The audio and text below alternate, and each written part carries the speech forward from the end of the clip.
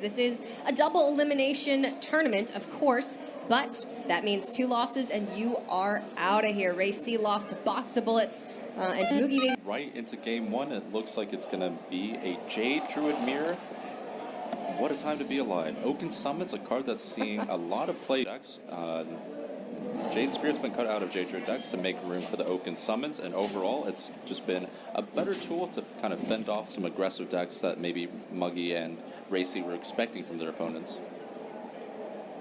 And rayC actually played against Box of Bullets in the first round, ended up losing 3-2. Box of Bullets is playing a Jade Druid that has Zola the Gorgon in it. Yeah, that's actually something that might be impactful in the Jade Druid Mirror. Just getting an extra Jade count for a little bit cheaper is not bad. Well, we'll have to see if these two have any surprises up their Jade Druid sleeves. This, I will admit, is not a mirror that I've seen in a little bit, but back before Kobolds and Catacombs, it is a mirror that I played a lot of. Jade Druid was one of the best decks on ladder, but that was when it was more of a value-oriented Jade Druid. You were seeing a lot of Medivh the Guardians in the lists, maybe some Primordial Drakes, a lot more heavy minions, whereas this now is lighter on the Jades and heavier on utility. Yeah, overall, it's a lot of anti-aggro tools, a lot of life gain as well with the branching paths. So when it comes to Jade Druid Mirror now, oftentimes you're not going to see that kind of snowbally effect where Jade Druid Mirror used to be. Whoever got so far ahead would just always win. Yeah. At this point, a lot of the time, the game is actually going to head more or less towards fatigue in this mirror match. Going to see some back and forth on the board, but ultimately, the player that gets ahead on early ramp is going to take that early lead. If you can land an ultimate infestation before your opponent, you're going to set yourself up in a very favorable position. Yeah, that's one of the more dangerous things about Jade Druid Mirrors now is that because they're cutting Jade Spirits, a lot of the time when they have to be forced to play the defensive, they're playing Spreading Plague, but what else are they playing? They've used Idols early on, they've used Jade Blossom to ramp up, so oftentimes the Spreading Plague turn ends up being pretty dead. So there's less chance for them to come back when the kind of snowball pressure begins to take effect. It's difficult to build up a defensive play and put some aggression on the board at the same time now, just because you don't have as many options. Ironwood Golem is an excellent anti-aggro tool, but it doesn't have that late game potential like Jade Spirit did next to an Aya or even just next to a Spreading Plague. Yeah, this is definitely one of those decks we've seen being exploited a little bit in this tournament. We've seen that Amnesiac, especially in the last match, brought a Razakis Priest that had Skulking Geist in it, probably taking advantage of Jade Druid just having just such a lower Jade count overall. And we can see this here. The Jades aren't getting a lot bigger overall. These Ironwood Golems, yeah, they're fending off some pressure here, but man, Jade Spear would have been pretty nice in the mirror match. Yeah, it's interesting. I do wonder if maybe, of course, Jade Druid as a whole is going to be rotating to Wild. All of the key cards are going to be gone, unfortunately, for the archetype. But I do wonder if maybe we'll see a little bit of evolution before that does take place. This is the most popular variant of the deck right now, but if we do start seeing more situations where control decks emerge again, where heavier Jade counts are more favorable, maybe we will see it swing back in the other direction. Yeah, I mean, personally, I'm a big fan of the original list. I think Jade Spear is a very fine card.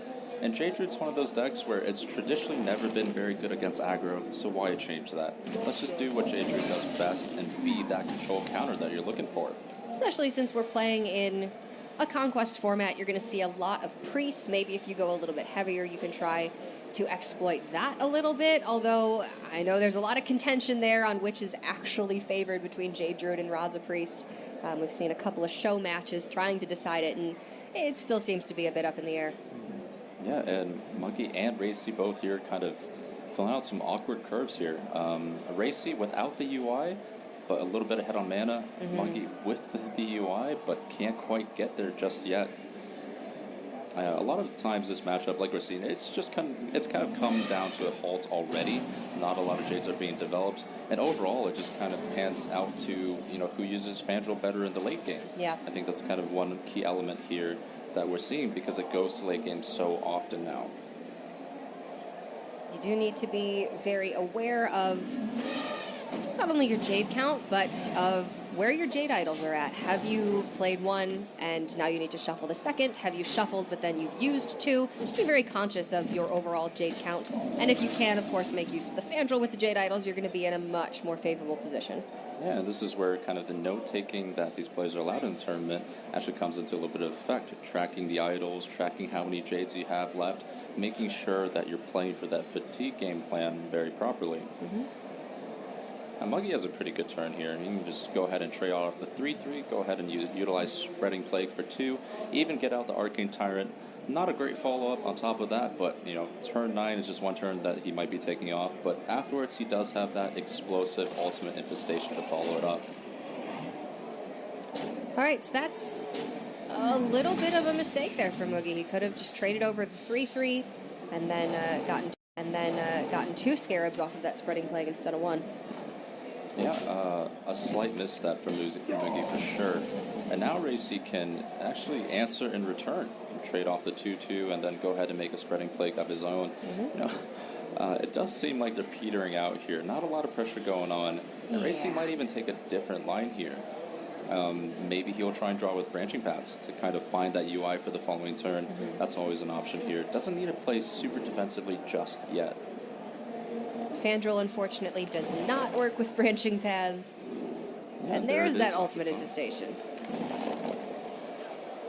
Yeah, that's exactly what Ray needed to be able to keep up the pressure. We see that Boogie has his own Ultimate Infestation, but now Ray's going to be able to land that on the next turn.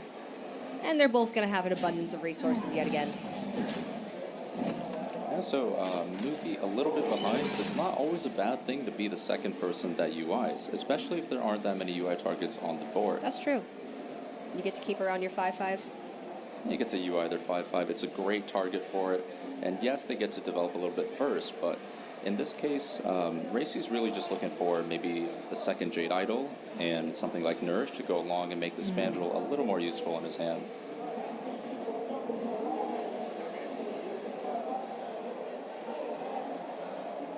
So this is... Maybe thinking about where the Spellstone lies, whether he wants to protect the board here, go for Spellstone Hero Power, or just kind of say the Spellstone's going to be a lot more impactful in the future. True.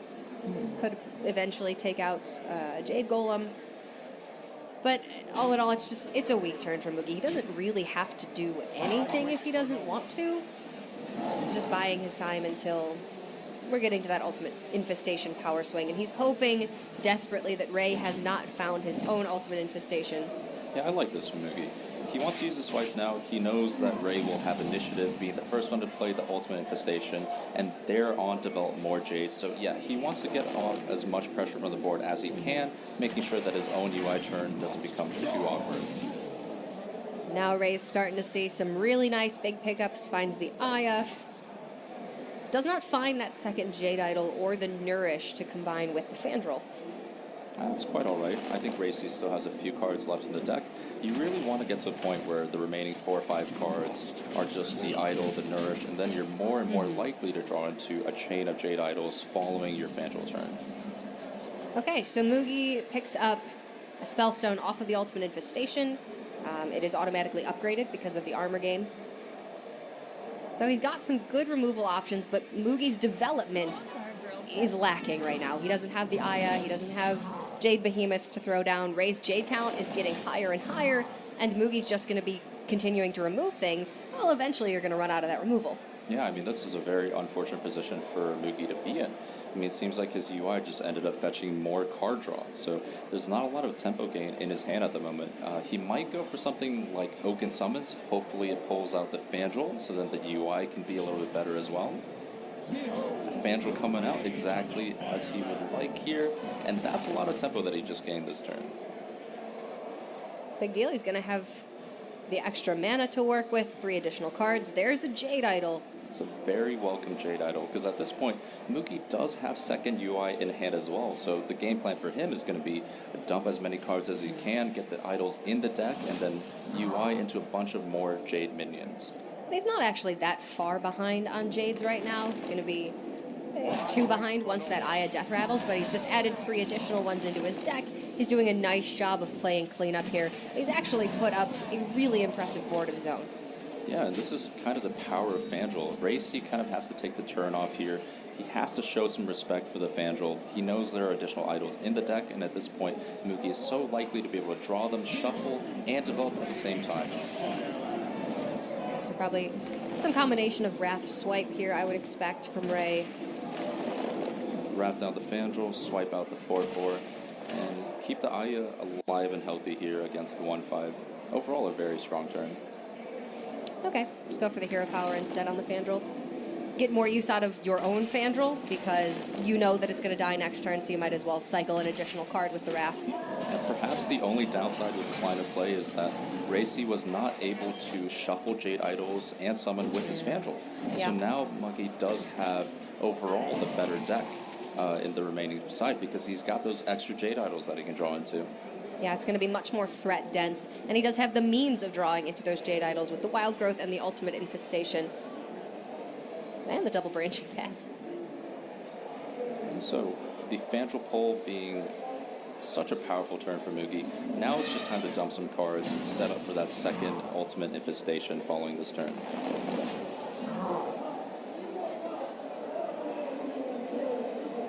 I believe the Jade counter after Aya dies will only be a 6/6, so Mugi's actually caught up again in terms of Jade count.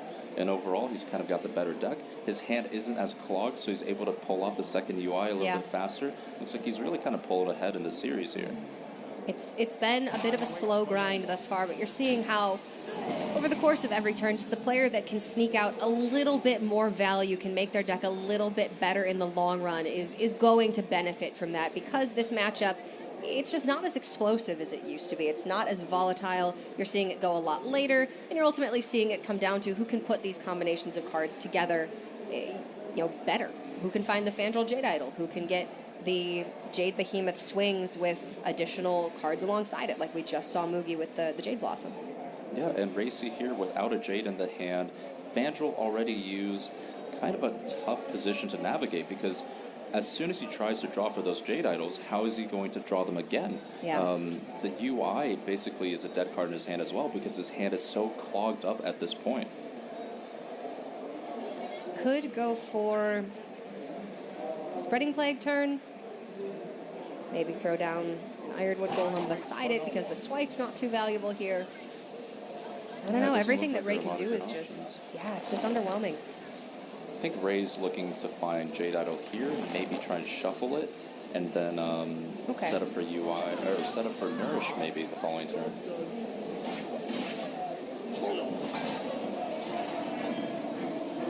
He's going to go for the Oaken summons instead.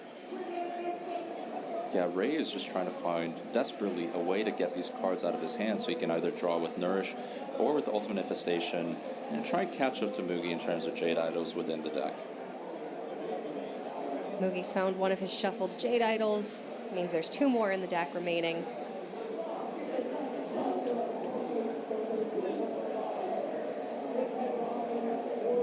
I think you just let it rip. Let's just play UI. I mean, what can Ray do about it? It's the strongest turn. Like, yeah, you're going to overdraw a card, but you have 3 idols. You can't overdraw your entire engine, and it's such a strong play in this spot. Nah, Mugi's going for full aggression on the board. Put as much damage down as possible. So this ends up setting up for the Ultimate Infestation possibly being lethal next turn. But Ray does have Plague into a very, very effective swipe here. That's great. Clear.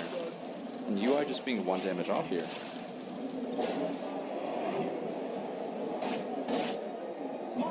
Now Ray's hand is starting to empty out a little bit. He's got Malfurion the Pestilent. He has his own Ultimate Infestation to build up that life total a little bit, but Mugi's just going to keep throwing down threat after threat. Yeah, Mugi seems a little hesitant to make use of the Ultimate Infestation. He's kind of holding on to that. I think he wants to shuffle the Jade Idol first, probably. Then Ultimate Infestation, so his 3rd turn is really powerful. Yeah, maybe the deck size is a little deceiving here. Does he have 5 cards left? I mean, I wouldn't really mind taking a bit of fatigue damage as long as I'm getting those Jade Idols, because I think that really forwards the game plan here, especially when he's so far ahead already. Oh yeah, he's sitting at a healthy 38 life. Like, he's pretty solid right now. You could shuffle Jade Idol this turn, because I believe he only has 1 remaining in the deck, and go for the Ultimate Infestation on the next turn. You need to find that very powerful turn of just multiple Jade Idols and just completely shut Ray out of the game. Yeah, I mean, Mugi's window is closing a little bit. rayC is moving pretty fast towards his ability to play UI or card draw at this point as well. Now that Mugi's going to play this Jade Idol for a Golem, leaving, I believe, only one Idol left in his deck. Yeah, the tough part is, as the mirror matchups go, is that once one player starts to get ahead, they tend to snowball out of control, especially without Jade Spirits here. If that Ironwood Golem had been able to summon maybe, you know, a 7/7 Jade or something, you've got a lot more potential. But because of the defensive list both players are playing now, it's a lot harder to come back on those Spreading Plague turns, and rayC's kind of feeling that here. It's such a tough spot to be in on his side. I mean, the deck at its core is still Jade Druid. It's still doing the same thing that it used to, but I don't know, you sacrifice so much of the original strength of the deck. You're putting in double Ironwood Golem, double Oaken Summons, you have double Branching Paths, you have Arcane Tyrants. Are all of these cards necessary is what I'm wondering. The Arcane Tyrant it's nice, but, you know, free 4/4s versus, you know, 4 mana 2/3 plus an 8/8 later on in the game. It's a tough call. Maybe we're going too far in the other direction. Yeah, it's bound to happen like this when you're playing such an anti-aggressive list. You're going to lose a lot of percents in the mirror. And when it comes down to it, once you get behind, there's really not a lot to come back from.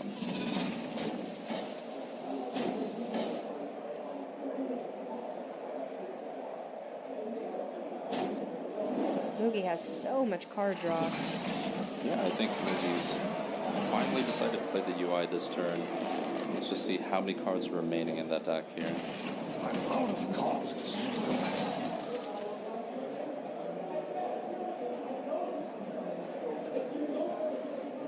5 cards exactly were left in the deck, and the Jade Idol was the very last one.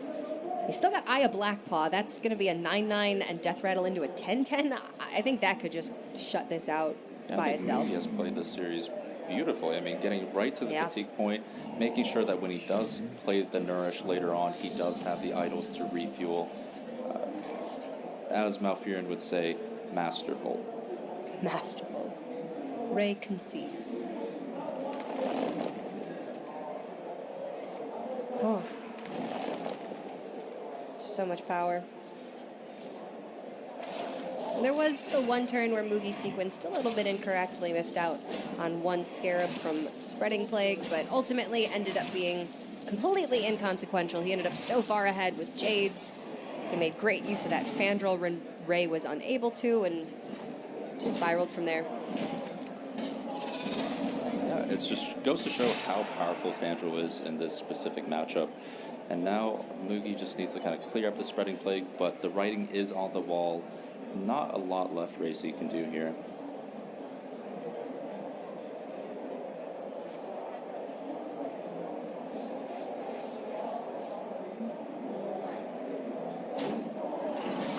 Yeah, there's no way that Ray turns this around.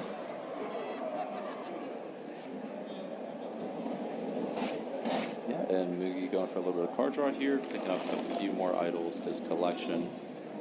Nourish still in hand for that refuel if he so needs it later on.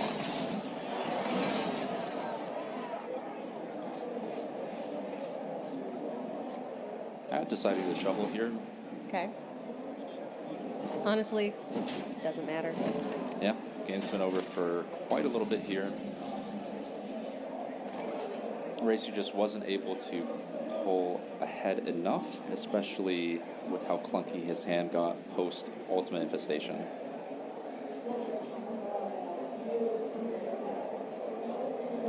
Ray's going to quickly see that there's nothing that he can really do here. Even Jade Behemoth plus Ironwood Golem is not going to prevent lethal for Mugi. Going through all the options, maybe some Branching Paths for 12 armor could do something. I think the Ultimate Infestation on Self-Face, yeah, that's going to be the play. All right, Ray just fallen too far behind throughout the course of that game, and Mugibaby is going to take game number 1, one of the longest games we've seen, I think, in this tournament so far. And it's the first Jade Druid mirror. Yeah, and that's kind of how Jade Druid grows at the moment, especially with the Oaken Summons. Series. It's going to be, oh, this is Big Spell Mage. I haven't seen one of these yet over this weekend. This could be fun. Yeah, I think what we've seen as a trend is amateurs have really enjoyed bringing the Burn Mage variant in their lineups.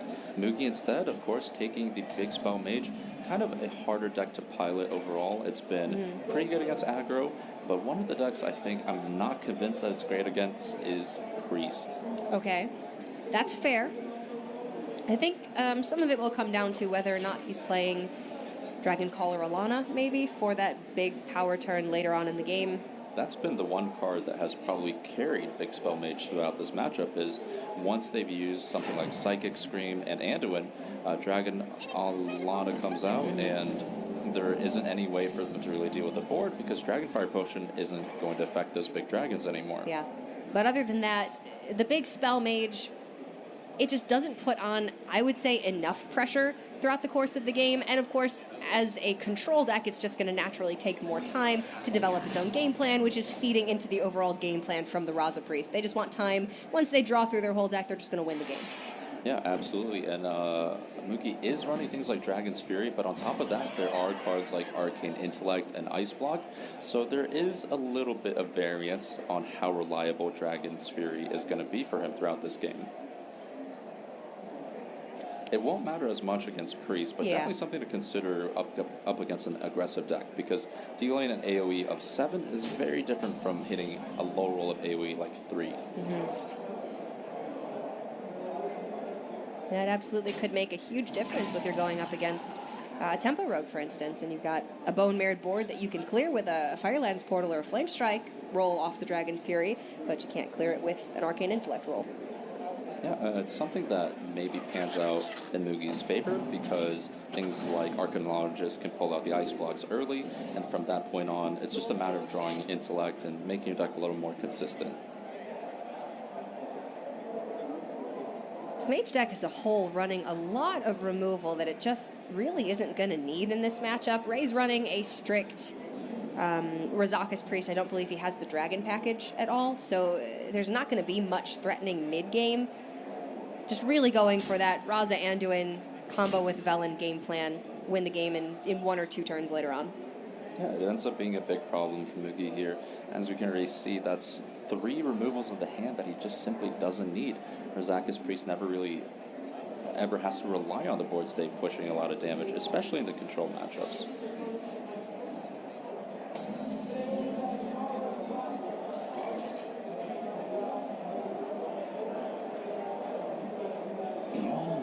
Ray's going to actually be able to stick some reasonable power on the board here. Maybe we're wrong. Ray has committed to one of the more bulkier board states we've seen, I think, from rayC Priest so early on. And now there's going to be some chip damage coming in against Mugi. Just allowing Mugi to dictate the trades here, forcing him to use some of the removal that's in the deck reasonably early on up against Ray. I think the big story here is that Mugi, although coming throughout the amateur side, has decided to bring a very anti-aggressive, very control-oriented lineup, showing that he can play these control decks just as good as any of the pros. And at this point, kind of hoping to feed on some of the more aggressive players that might have been invited to the tournament. What are you hoping to really target with this Mage deck, though? Yeah, it has some anti-aggro tools, but most of the removal is so expensive that it just seems like by the time you get to that point, you could already be dead. Yeah, overall, what it does best against is those aggressive decks, because Dragon's Fury can straight up just blow out the game here on turn 5. Hitting that low roll with Arcane Intellect, like we were talking about, extremely unlucky, considering that he's already drawn an Ice Block, and at this point he's already played an Intellect as well. But I mean, looking at the hand, we also do see Meteor, Blizzard, Flame Strike. Yeah, so a lot of the big cards have already been drawn on Mugi's side as well. There is certainly some variance, and Ray's actually putting a lot of pressure on the board, getting a lot of damage in, and ordering his minions well, positioning around that Meteor quite efficiently, making it so Mugi can't find a clean clear. I mean, this is quite impressive. Mugi's already down to 13. No Raza Anduin online yet, but still just pure minion pressure getting in the way of the Big Spell Mage. Wonder if he's going to try to roll that Dragon's Fury again this turn.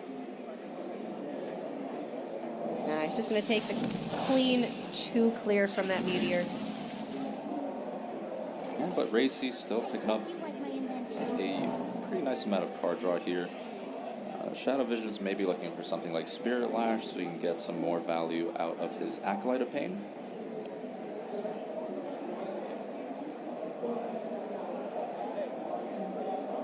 Pulling for Binding Heal off of the Shadow Visions. Yeah, the Binding Heal is a very interesting pickup. I think I would have hedged toward that Holy Smite. Maybe just a little rayC bit might of be additional thinking- pressure. He's put on so much pressure at this point, he might be thinking the only way he loses is if he gets burned out later on. That's a good point. Yeah. The deck lists aren't revealed, so rayC doesn't know exactly what is in Mugi's list. And apparently there's a Doomguard in there. We're playing Warlock Mage. Yeah, this is one of those points where the Binding Heal doesn't look half bad at this.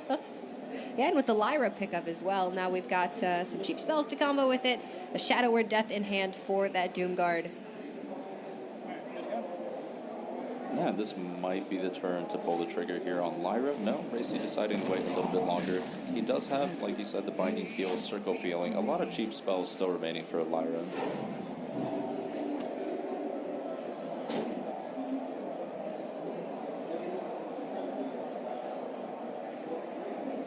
But now Mugi's finally up at that top end of his curve. He's able to play all of his expensive spells.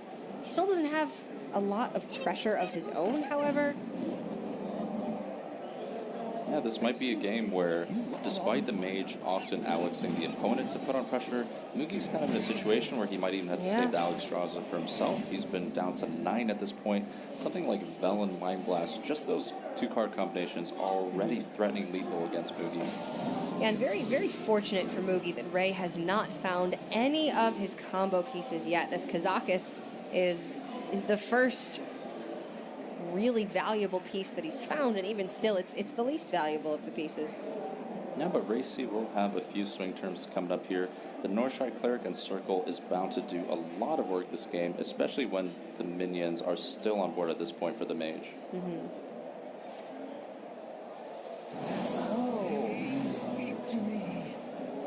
Looked like Ray was trying to target that Tar Creeper, and then he changed last second, decided to go face. Yeah, I like this a lot too.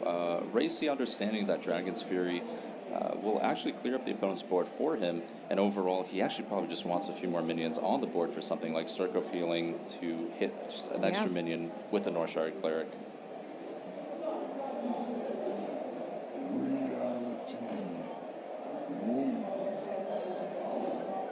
Now, Artificer is a very interesting card. It's one of those stabilizing tools now where if rayC isn't able to deal with Artificer, Mugibaby can easily gain up to an extra 10 additional armor in the following few turns. So even if Mugi didn't have this board state and it was just Artificer on the board, rayC would still have to take a turn off and consider, how am I going to deal with this little guy? Because despite being 1 mana, it's going to have a huge impact in this game. It's a card that I really questioned when I saw it be revealed for the Mage class, because it's such a strong armor generation, and up until now, Mage did not ever have access to armor. So it just, I don't know, to me it seems a little bit out of place, but in this deck, it's perfect. Absolutely. I think a lot of decks in the meta are revolving around Raza Priest, especially on the ladder format. So you got to be thinking, I need a way to beat all that burst damage. Yeah. Mage gets this armor ability. It's bound to be pretty effective overall. And especially since people are speculating that Ice Block could be one of the targets of rotation to the Hall of Fame at the end of this year. Maybe the Mage is going to need that additional armor gain because they're not going to have the panic button of the Ice Block anymore. It's possible. Yeah, and rayC, without any combo pieces here, the deck size is looking pretty thin. 10 or less cards remaining in there, and still no Raza, still no Anduin online, but once those come about, he does have Velen, he does have Mind Blast as well for some additional burst damage here. Mind games.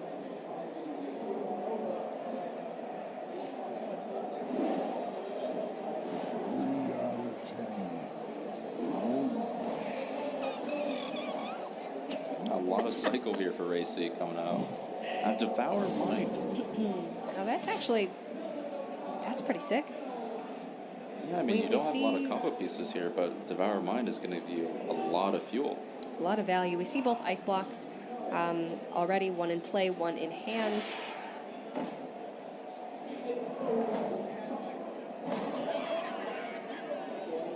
I think this game is actually going to end before Mugi has the ability to use all of these removals that he's stocked up.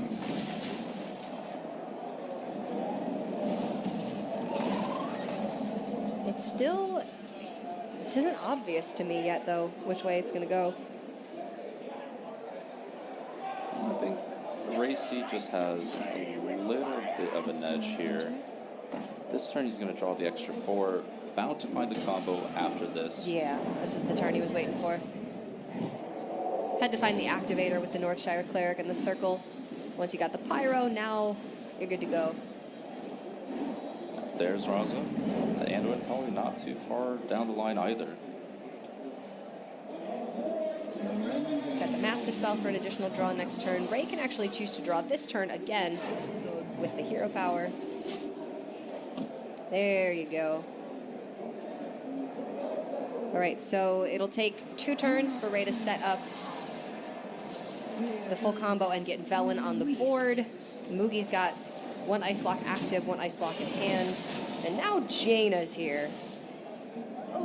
I have to admit, she is probably my most hated Death Knight. I don't know why, but I've just been burned by her one too many times. Frozen, I guess. Yeah, I mean, overall, it seems to be less and less impactful, especially in this kind of matchup where it's just harder to ping things once, Anduin comes online. And Ray isn't going to play a lot more minions from this point on.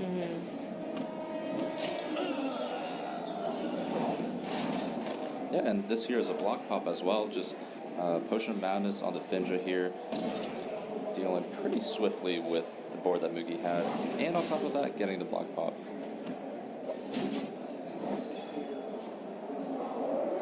Really nice turn from Ray, and now Mugi is forced into a very defensive position. He's got the Alexstrasza, can go back up to 15, but we see Ray with that Prophet Velen in hand, the Binding Heal, and the Spirit Lash to use alongside it. So that's going to be 6, 10, 14 damage with the hero powers. Yeah, and Mugi here deciding just to go with the Ice Block before the immediate Alex. I think I would have liked to see the Alexstrasza come out first because it gives rayC a little more to think about here. He has to deal with the Alex. You've already seen Mind Blast used as well, so it's kind of unlikely that he's going to be dead from 18 as well. Just buys you a little more time because you're also putting on a lot of board pressure.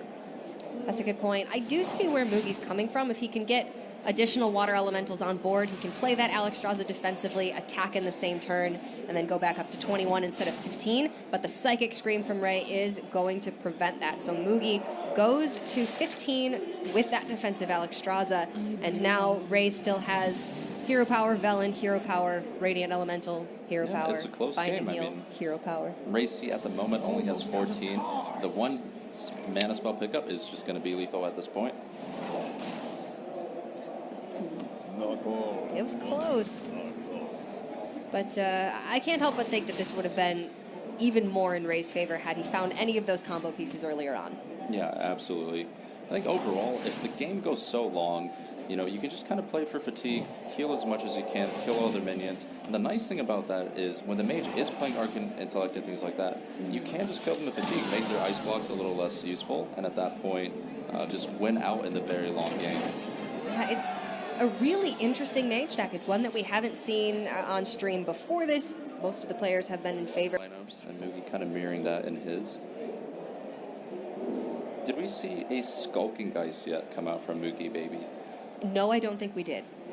Well, this can either spell disaster, or because he runs the intellects and things like that, he might be kind of drawing towards Geist. Oh, here it comes. There you go. Okay. And we did see that rayC is running the Oaken Summons list, so the natural Jade counter is a little bit lower without Jade Spirits, and Mugi shouldn't have a hard time dealing with rayC's Jade arsenal, considering the fact that he runs such a large amount of removal in the mage deck. This opening hand for Ray is just insane, though. I mean, we could be living in a world where Ray gets so much early ramp, finds that ultimate infestation, and then the Jades that he has up until that point are just good enough. Yeah, you make a great point here. rayC in this game might just be hedging towards like 10 mana by the time Mugi even gets to play Skulking Geist. At that point, he might be pressured out of the game already.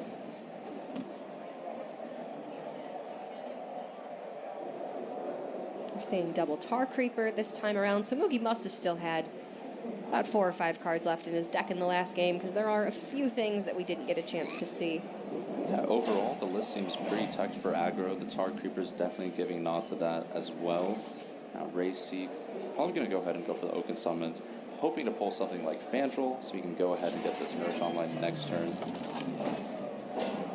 It would have been an absolutely massive burst of tempo for Ray, getting the additional mana and card draw at the same time, but it's a 1 in 3, I believe, with the 2 Ironwood Golems, so a little bit unlikely, unfortunately. Yeah, and here Ray picks up the second idol as well. I definitely like the lines that Ray is taking. Gonna go ahead and use the Blossom and the Wild Growth, ramp up a little bit, because without UI in the hand, there's a good likelihood that he'll end up using this Nourish for card draw instead. Yeah. You obviously want to get to 10 mana as fast as you can, but you need to have resources to use, so unfortunately it doesn't look like he's going to be at the liberty to use this mana, or to use this Nourish for mana at this point in time. And I do wonder if Ray's going to have the read that Mugi's playing Skulking Geist in the list, and if he's actually going to go ahead and just use this Jade Idol. Yeah, I mean, it's so hard to play around it at this point because you don't want to shuffle the idols in yet, and to play it so fast when you haven't seen Skulking Geist come out last long game. Ray gonna go ahead and play out the 4/4. Yeah, that could just be a really excellent read from Ray. I'm sure he's very familiar with control mage lists like this, and Skulking Geist is a common inclusion because Jade Druid has seen a bit of a resurgence. And now the Skulking Geist is just kind of a dead card for Mugi. It'll hit, I believe, the Jasper Spellstone. I think Ray only has 1. Yeah, I mean, this is a very interesting game of cat and mouse where, you know, if rayC thinks he doesn't have the Skulking Geist on 1, he could go, or on 6, he could go ahead and shuffle and try and pressure with more idols before he finds Skulking Geist. But going ahead and playing it now, rayC doesn't want to take that risk. He believes that he can beat the deck with just pure pressure here. He's got a good amount so far, but that's another excellent Firelands drop from Mugi. Challenges the Arcane Tyrant very well. Yeah, and rayC finding some time to make use of this, I think, fully upgraded Spellstone at this point. It looks to me like it may still only be 4 damage. Oh, that does make the turn a little more awkward here. Look at branching paths for cards. Just got to find Ultimate Infestation. Man, Branching Path is such an interesting resource in this matchup as well, because not only is it card draw, but it's Savage Roar in some cases. You're definitely going to need that when you've already played out the second idol in the matchup. You have very finite minion resources now, so you need to find the additional pressure in some way, shape, or form, whether it come through, like you said, the damage off of branching paths, or maybe you have to resort to Malfurion the Pestilent with some 3 damage attacks over the course of a couple of turns, but there's a lot of ways for Mugi to get around that later on. Alexstrasza, Frostlich Jaina. There's so much survivability for this mage deck. The Arcane Artificers, we haven't seen either of those yet either. Yeah, absolutely. And now rayC going to go ahead and clear up the board, summon just another larger man, and hoping that this early pressure is going to be enough against Mugi. Well, it's the only option Ray has, and he's been playing this one pretty quickly, but I think that just shows familiarity in this case. Ray's played a lot of Jade Druid, and he knows that this is not probably going to be a matchup that he can win, seeing as how much removal Mugi has, and how the Skulking Geist just shuts down Jade Idols regardless. Especially now that Frostlich Jaina is online so quickly, and Ray still has not found Ultimate Infestation. He played the game the right way, but it's just too difficult. Yeah, for Ray, he needs to build maybe a larger board here. Try and save the branching paths for a little bit of damage, but it's looking pretty bad. The UI off the top could change the outcome a little bit, but with Ice Block in hand and this Polymorph generating water elementals, once Jaina comes online, it becomes so difficult to make a comeback. Like, Mugi doesn't have the wide board removal now. He doesn't have Meteor, doesn't have Flame Strike, no Dragon's Fury, but Ray doesn't have the development to build a wide board anyway. Now we'll take another Jade Behemoth. This is really what rayC is looking for, just a steady train of Jades here. Every time that rayC kind of takes a turn off to draw cards, it's just more and more time for Mugi to stabilize. So this being a very welcome draw here. Otherwise, rayC might have had to use the branching paths to draw cards instead. And you're absolutely right. Ray's just saying, you know what? No more card draw. I've got so much pressure on the board. Maybe this is just going to be enough. Maybe I can do it still. But either way, I need to build up the biggest board possible I can right now, and drawing 2 cards with branching pads isn't going to help me. But dang, the elemental engine never stops. Yeah, I mean, this is a matchup where Jaina is more or less in her element at this point. The Priest matchup, not a lot for Frostlich Jaina to ping down, but here when the Jades are no longer becoming larger and larger, yeah, it becomes more of a problem when the board is being dealt with, and you have to deal with water elementals as the Jade Druid as well. Well, there's the UI. Mugi still sitting pretty low on life. 1 block in hand, 1 elemental on board. But still, like we said, 2 Arcane Artificer in the list, and Alex Straza, a lot of defensive potential. And this is just going to spawn another water elemental. Yeah, the board state has been resolved. Poisonous Spider's not able to really kill off anything of importance here. And it's crazy to say that, you know, Mugi did have the Skulking Geist, but he didn't even really have to use it this game. No, Ray just burned both Jade Idols himself. Yeah, I think maybe there could have been consideration that, let's just say Mugi doesn't have this Skulking Geist. We go in on the idols and hopefully we can draw and play enough before he finds Skulking Geist. I mean, it does seem like the pan out once you play that second idol is pretty poor. Yeah, at that point you were really banking on the fact that Already set up for themselves. I mean, maybe you can take a little bit of advantage of that as the Jade Druid. 2-1 in favor of Mugibaby. He's going to try to close out this series right here with rayC Priest, and Ray bringing out the Jade Druid for the 3rd time. This is a very anti-aggro Jade Druid list, though. Not as much pressure to put on the board against the rayC Priest, and Mugi has Anduin and Velen in the opening hand. Very interesting. I think Mugi also kept Prophet Velen off the opening hand as well, deciding that he wanted to find that burst damage. What a combo hand it is. rayC, Anduin, 5 and 8, and he has the follow-up on the damage. And it really just comes to how fast rayC can ramp up here. But overall, it's looking pretty favored for Mugi. I mean, and Ray's got a really great hand. He's going Nourish for mana into Aya, into Ultimate Infestation. This is about as good as the Druid can expect against rayC Priest. This is a hand that can beat rayC, Anduin, 5 and 8. Yes. For sure. But there's just about nothing that rayC, Anduin, 5/8 can't beat on the other side. Yeah, so Mugi may be thinking about holding onto this Radiant Elemental as well. Just wants to save that for combo pieces. Little does he know how much pressure that, you know, rayC has left in the hand already.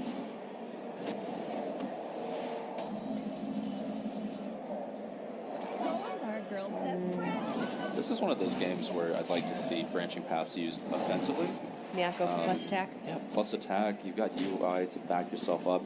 You want to play the aggressor in this matchup and just don't give Priest as much time as they would like here.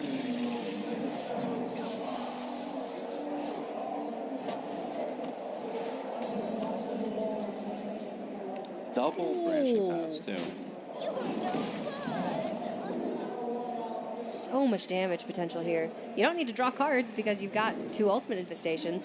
I do see where he's going with the armor gain here, though. If you can maybe extend your clock a little bit, this is going to force a lot more hero powers from Mugi to actually end up killing Ray. Now he's at 55 health. Yeah, I mean, I would have liked to see at least a little bit of plus attack. You want to keep the Aya body alive, going to something like Dragonfire turn, and then you're not going to need this much armor. Like, yeah, you're making a point here. You're saying, okay, I'm at 55, and we're only going up from here. But he could have kept that Aya on board, gone for double branching pads offensively, trade in the then 5/1 golem into the rayC. Then you're pushing. I mean, Aya would be damage? sitting as a 7/3 with an additional death rattle. That's very hard for Mugi to deal with.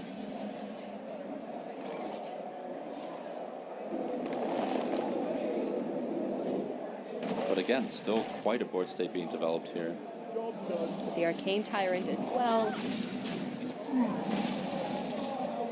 Yeah, so, I mean, this just comes down to best hand versus best hand.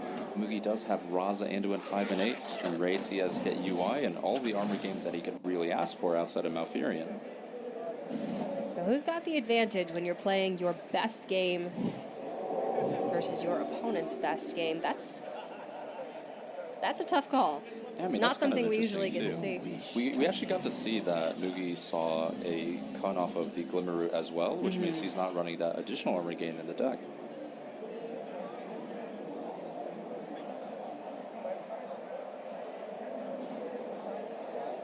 The nice thing for Mugi is he knows that both branching paths have been played, so effectively he doesn't need to play around so much burst damage from the Druid at this point. He's got a good grasp on the reach that Ray has, double swipe hero power being the most burn from hand. So 5, 9, 12, 21. Yeah, it's still a very formidable amount. I think rayC's plan, I mean, from the very beginning was just rank up, tank up, just get as much armor as possible. The tank up meta. And here we go. I mean, Mugi 5 and 8, it's still a lot of damage. And UI is such a great pickup for Mugi as well. It just means that he has all the time in the world to just assemble more resources post Roz and Anduin. Saying I haven't tanked up in so long. Maybe I should be playing Jade Druid now. I just don't think it'll be the same. Yeah, at this point, Malfurion as well has just been incredible. Malfurion has more armor than Garrosh. Jaina has more armor than Garrosh. This is stupid. Yeah, Warrior not quite what it used to be, especially in this meta. Garrosh gets no respect. And Mugi here deciding an efficient board clear. I guess at this point I would probably just end up playing Anduin anyway. Go for the 5 and 8. Yeah, the earlier the better. The light has betrayed me. 4, 8, 11 on board for Ray. This is a very good test for how the amateur players deal with this kind of situation. Ray has already kind of shown his hand in the sense that, I've played both of my armor gains already, so you know what life total I'm going to be at for a while. And yeah, you can't play the aggressor anymore, so how will Mugibaby adapt to this kind of situation?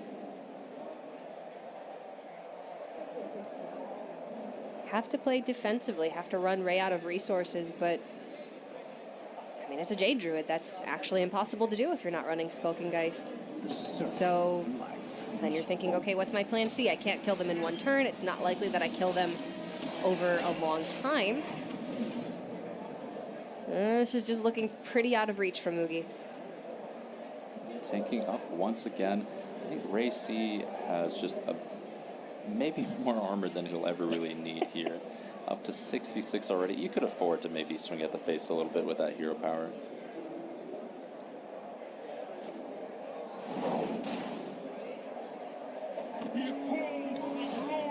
Well, yeah, Lyra's probably Mugi's only reasonable out. You need cards that you don't have.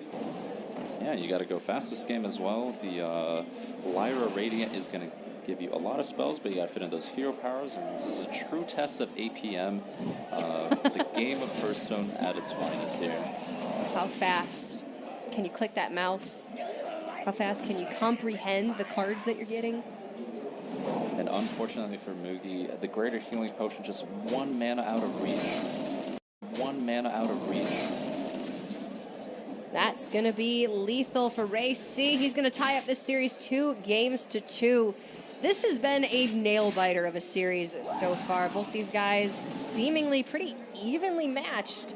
And now we're going into game number 5 to decide it all. The winner moves on in the loser's bracket. The loser is out of the tournament completely. We're giving rayC a run for his money. It's going to be Mugi on that Raza Priest again, and Ray bringing out the Tempo Rogue. We've seen this matchup go decisively in either direction. If Mugi can find the necessary board clear, he can keep Ray off of the board. Ray just won't be able to amount the pressure he needs to be able to close this one out. But if Ray gets a strong early start, picks up some good mid-game, then Mugi can be the one left stranded. Yeah, I mean, a little bit of bias here, a little bit of caster vision. Mugi does give up the Shadow or Death in the mulligan. rayC keeps the Edwin, and again, that is one of those high roll potential cards that Rogue has. Edwin coming out early, no Shadow or Death to answer it, can be a clean victory for rayC coming out in this game 5. Mugi instead in favor of a stronger early curve, maybe looking for some card draw. And all things considered, this is a nice priest start, but the rogue is going to be constantly demanding attention.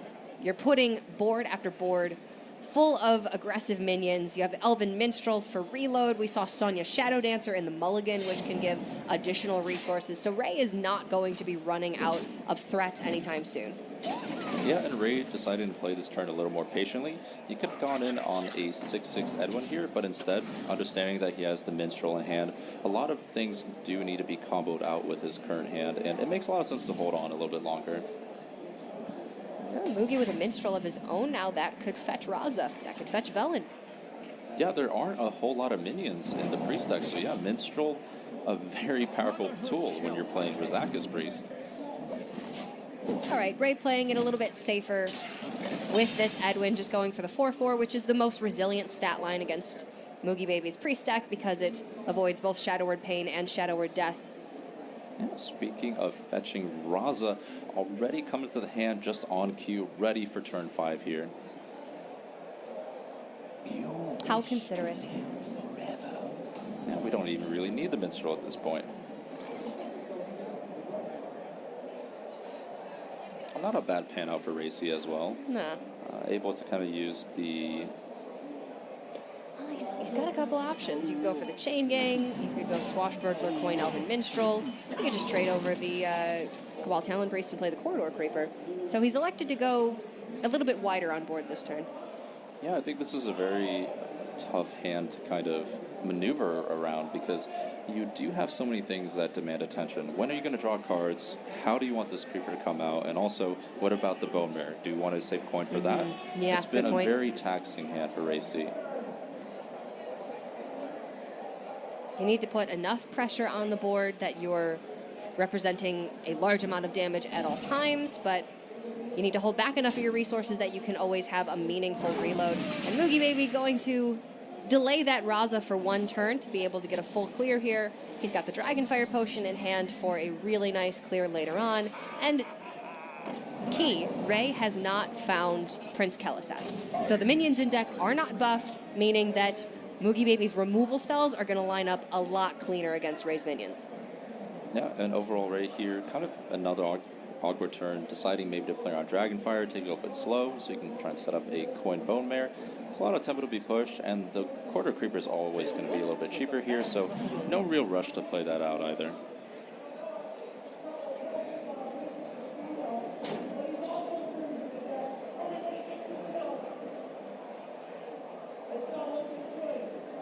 Yeah, you gotta believe rayC is gonna hold on to coin here, especially with double Bone Mare in the hand. Yeah, absolutely. If you can run her Bone Mares, that's just one of the strongest plays, period, for this rogue deck, especially before Mugi has access to Shadow Reaper Anduin. Yeah, it's a good time to finally make use of that coin here. Gonna go ahead and maybe trade into Raza, it seems like. Maybe even push the face damage here. Yeah, I like this. With the Leroy in hand, the Bone Mare follow-up. If Dragonfire Potion comes out, the Raza just dies anyway. Yeah, absolutely. And Mugi picking up a second clear here in Alkanai Circle. That's going to be very useful down the line as well. Is Mugi hesitant to use Dragonfire this turn? Yeah, Alkanai Circle plus a Hero Power onto the Bone Mare, and you can still develop that Loot Hoarder behind it.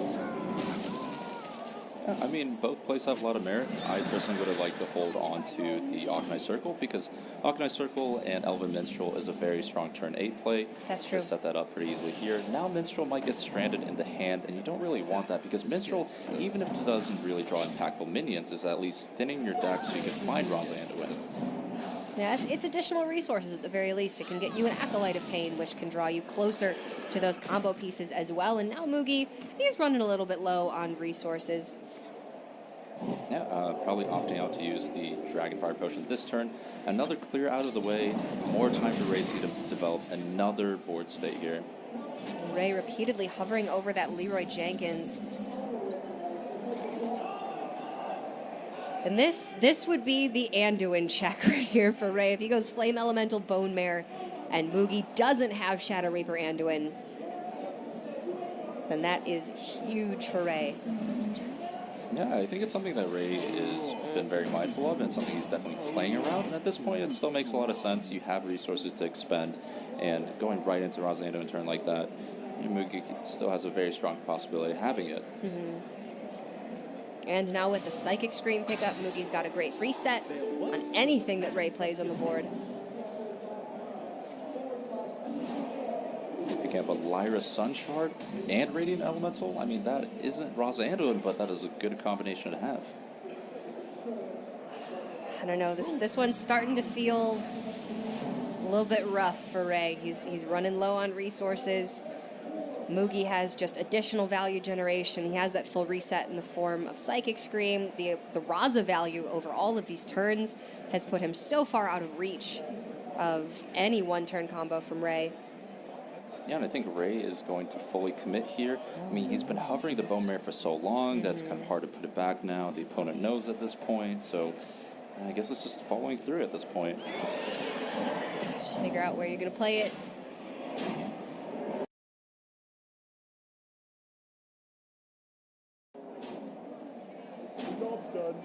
And maybe this forces out a Psychic Scream from Mugi. Yeah, Scream very effective here. Overall, he wants to not shuffle the Minstrel in, so I definitely like seeing that first. Although I don't think he really mind a second Serenite Chain Gang top deck. I think we would have actually just ran it into the Cleric there.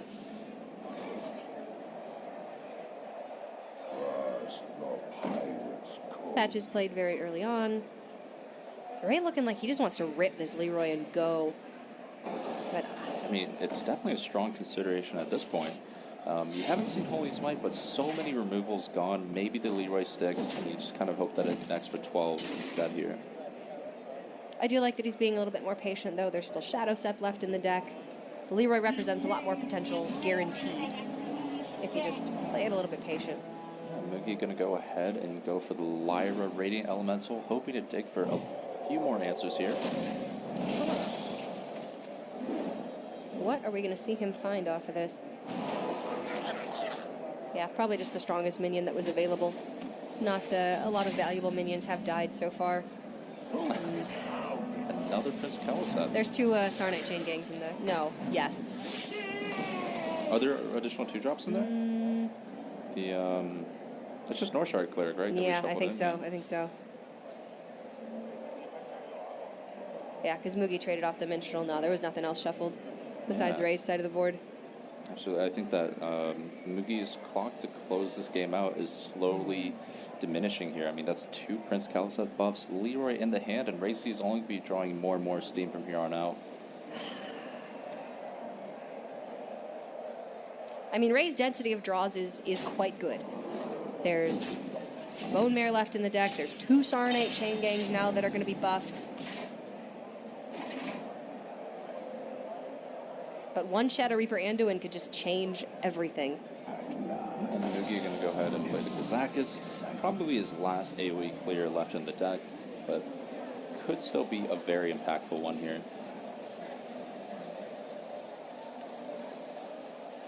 Deal for it all, definitely something he wants to see.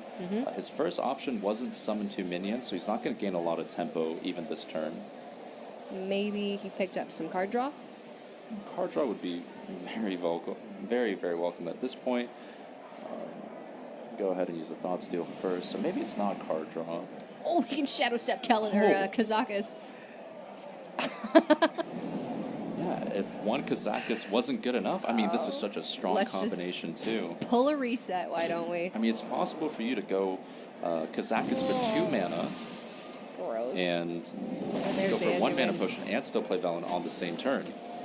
It's a very powerful effect here. Well,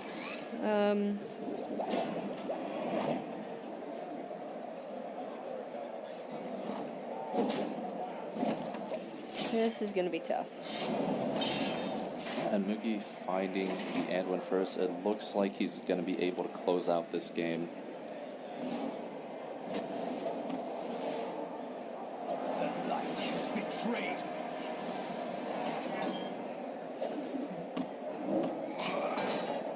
So Anduin, Raza, both online at this point, and an additional Kazak is here as well.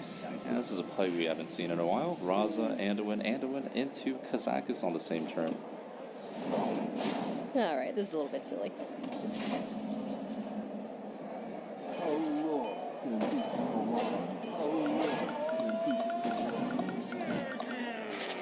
And that is going to be all she wrote, I believe. Oh, yeah, Ray knows this one's all over. Mugibaby is going to be moving on in the loser's bracket. He's got quite a road ahead of him, but he has made that first step. rayC, unfortunately,